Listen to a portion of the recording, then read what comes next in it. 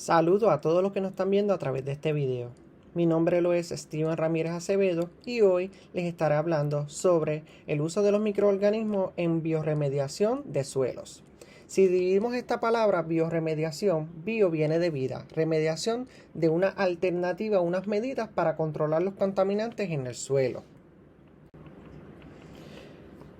En la tabla de contenidos podemos observar diferentes tópicos importantes que estaremos discutiendo en esta presentación. La bioremediación del suelo es una tecnología innovadora y sostenible que está adquiriendo cada vez más importancia en la gestión de la contaminación ambiental. El proceso implica el uso de organismos vivos como bacterias, hongos, plantas o microorganismos para eliminar, degradar o inmovilizar contaminantes en el suelo, restaurando así su calidad y funcionalidad. La bioremediación se ha convertido en una alternativa prometedora a los métodos tradicionales de remediación química, porque es más respetuoso con el medio ambiente y a menudo más económica.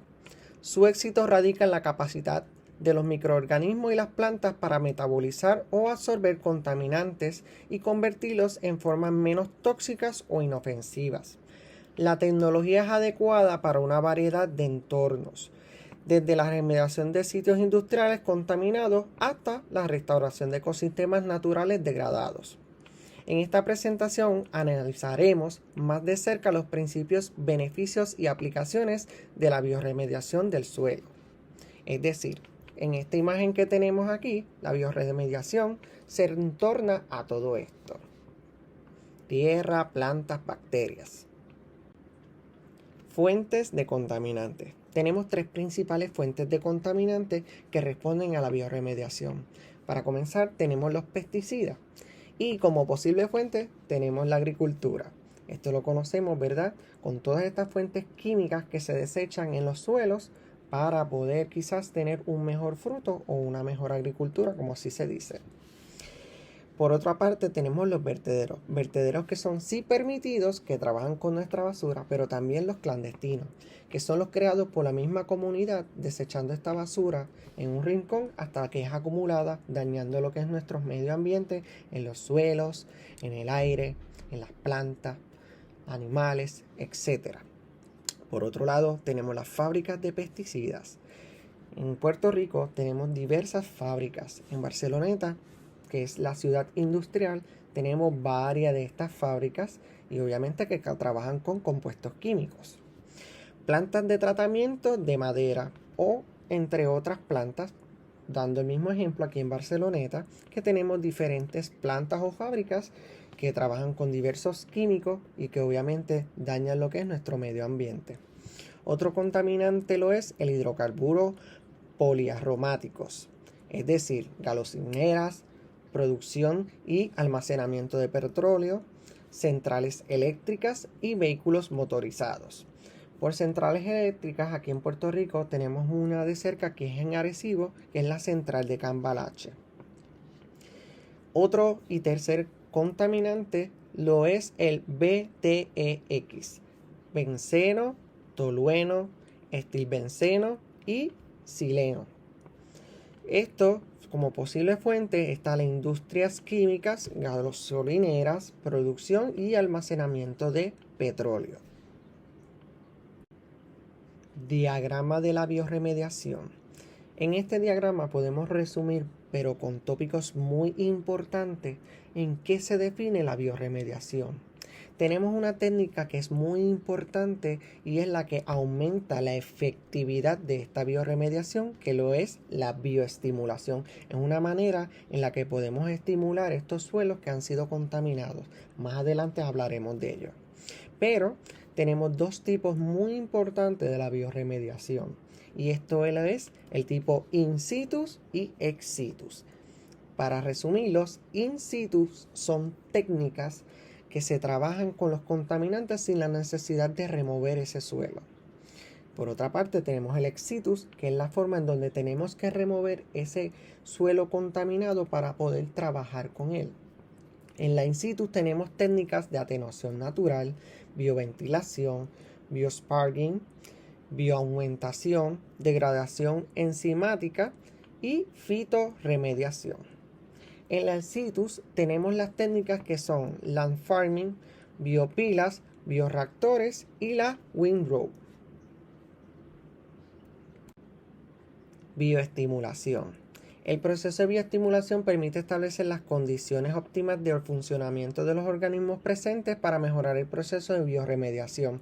Es decir, tenemos unos componentes necesarios e importantes para lo que es este estímulo.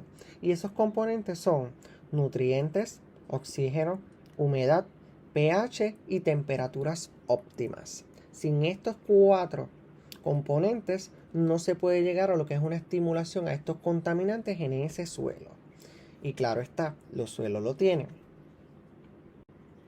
Y comenzamos con el in situ, que es uno de los tipos de bioremediación. Este trabaja lo que es el contaminante directamente sin la necesidad de ser removido. Se utilizan los microorganismos que pueden estar ya presentes en el suelo o pueden ser agregados. Es decir, se utilizan bacterias, algas, hongos y protozoarios. Aquí les presento algunas de las bacterias y hongos que son agregados al suelo para trabajar con estos contaminantes. Ahora pasamos con las técnicas in situ.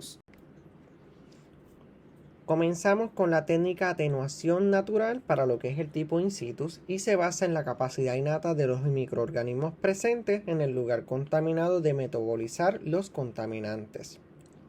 Es decir, a base de procesos naturales para remediar la contaminación de suelos. No hay una necesidad de una persona venir a tocar estos contaminantes, sino que la misma naturaleza trabaja con esta. Fitorremediación. Esto es una de las técnicas donde las plantas son las que trabajan con el contaminante en los suelos. Según Vidali, en el 2001, es una técnica que utiliza las plantas para eliminar contaminantes del suelo y del agua, ya que también la bioremediación se utiliza en los cuerpos de agua. Tenemos diferentes tipos de fitorremediación y las estaremos observando a continuación. Tipos de fitorremediación. Tenemos 4 componentes que abarcan lo que es la fitorremediación. Para comenzar, tenemos fitodegradación. Se refiere a la absorción de contaminantes y posteriormente su descomposición, mineralización o metabolización por la propia planta a través de diversas reacciones enzimáticas internas y procesos metabólicos en la rizosfera. También tenemos fitoestabilización, que es una técnica en la que las plantas reducen la movilidad y la migración de contaminantes en los suelos. La fitoextracción se refiere a la capacidad que las plantas para absorber contaminantes en sus raíces y trasladarlos sus hojas o sobre el suelo. Como resultado de este proceso se produce una masa de plantas o contaminantes que luego es transportada para su eliminación o reciclaje. Y la fitotransformación, que es una absorción de contaminantes orgánicos del suelo, los sedimentos o el agua, y posteriormente su transformación a una forma más estable y menos tóxica o menos móvil. Les muestro unos tipos de plantas para la fitorremediación. Entre ellos se encuentran lo que es la bambú, que trabaja con los desperdicios, y el helecho de agua, que trabaja con los metales que son hiperacumulados. Bioventilación. Es decir, desde la superficie de la tierra se suministra esta compresión de aire a través de una bomba los nutrientes que se necesitan directamente a los contaminantes del suelo. Biosparging. El aire se suministra a la zona saturada de la tierra, lo que provoca un movimiento hacia arriba de los compuestos contaminantes que promueven la biodegradación y aumenta la interacción en la tierra y las aguas subterráneas. La bioaumentación es la adición de bacterias a los suelos para acelerar ese proceso de mejora en la eliminación de estos contaminantes. Degradación enzimática. Es el simple hecho de utilizar unas enzimas para degradar la descomposición de estos contaminantes dentro de nuestro suelo. Entre ellos se utiliza mucho lo que es la catalasa, las fosfatasas, aminopeptidasas y esterasas. En la imagen ilustra varias de estas enzimas y cómo generan a través de la planta. Y ahora pasamos con la técnica ex situ, que es remover ese suelo contaminado para tratarlo de una forma un poco más directa y requiere de maquinaria, es un poco también más costoso. Ahora pasamos con las técnicas ex situ. Una vez removido el suelo contaminado, pasamos con la técnica land farming, que requiere unos nutrientes y la fertilización mientras se desorganiza esta tierra. Cabe destacar que el suelo debe estar bastante húmedo, por tanto se aplica la técnica de rocío. Por otra parte, tenemos la composta, que es una de las formas bien reconocidas y que se prepara una mezcla del suelo contaminado con material orgánica biodegradable para estimular las actividades bacterianas. Biopila se lleva a cabo el mismo proceso de lo que es el compostaje, pero tiene un sistema de aireación y adición de nutrientes que incrementa aún más la degradación de estos contaminantes dentro del suelo. Windrow. La técnica añade el movimiento periódico de las pilas y materiales que generan calor. Si el contaminante es volátil, se debe evitar que se emitan los gases. Una forma de hacer esto es cubriendo con capas plásticas. Bioreactores. Los bioreactores mantienen un estímulo constante del microorganismo mediante el fluido de oxigenación, fertilizantes, movimiento y nutrientes para llevar a cabo un tratamiento más completo, óptimo y rápido. Es decir, tenemos lo que son estos microorganismos dentro de estos reactores y el mismo reactor se encarga de mantenerlo estable.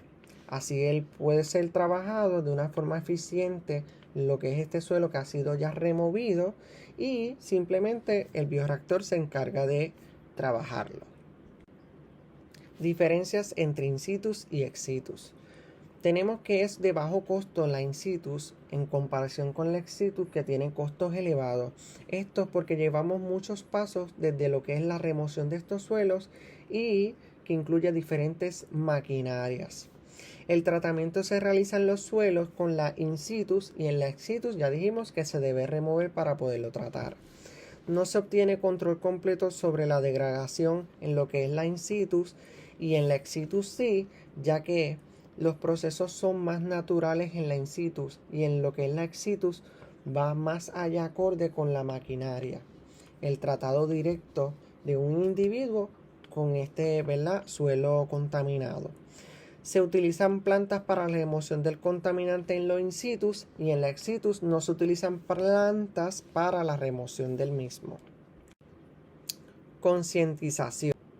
Tenemos tres propiedades importantes en lo que es el tema de los suelos y es la física, la química y la biológica. Así que imagínate si no tuviéramos un equilibrio entre estas tres y sin la ayuda de la bioremediación para los contaminantes de la misma. Para concientizar, la Organización Nacional Unidas para la Alimentación y la Agricultura nos dan unos beneficios para los suelos.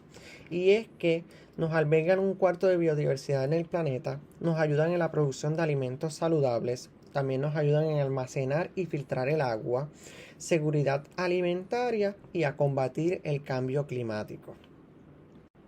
Para concluir, la bioremediación de los suelos se ha convertido en una valiosa herramienta en la lucha contra la contaminación ambiental.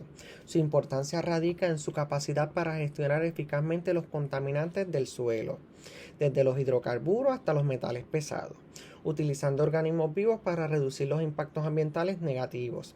Esta tecnología es importante en su momento en que la conservación del suelo y la protección de los ecosistemas son prioridades globalmente. A medida que sigue creciendo la conciencia medioambiental y la necesidad de combatir los contaminantes del suelo, esta tecnología se ha convertido en una solución importante para la recuperación del planeta y su protección para las generaciones futuras. Su importancia radica en su capacidad para abordar gestiones ambientales clave de una manera sostenible y eficaz que promueva el equilibrio necesario entre las actividades humanas y la protección del medio ambiente. Estas son algunas de las referencias en donde se trajo la información sobre la bioremediación y su uso.